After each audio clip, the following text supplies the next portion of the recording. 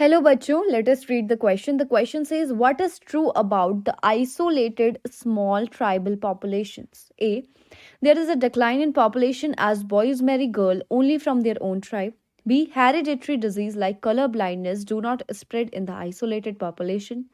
C. Wrestler who develop strong body muscles in their lifetime pass this character on to their progeny.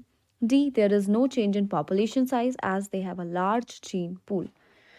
So basically अगर हम यहाँ देखें तो पहला हमें कह रहा है कि डिक्लाइन होगी पॉपुलेशन क्योंकि boys marry girl only from their own tribe. तो बिल्कुल सही बात है, क्योंकि यहाँ पे क्या होगा, मैरिज अल्टीमेटली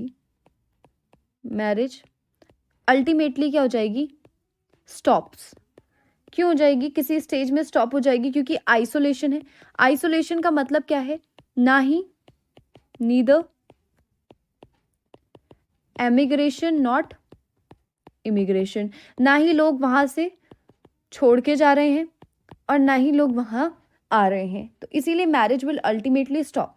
ऊपर से सेम ट्राइब में मैरिज करने का एक चीज़ क्या होगा कि होमोजाइगोसिटी बढ़ जाएगी। ठीक है, होमोजाइगोसिटी बढ़ जाएगी।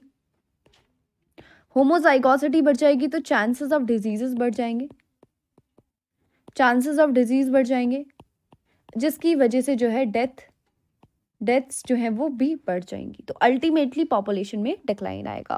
Next, hereditary disease like colour blindness do not spread in the isolated population. बिल्कुल गलत बात है।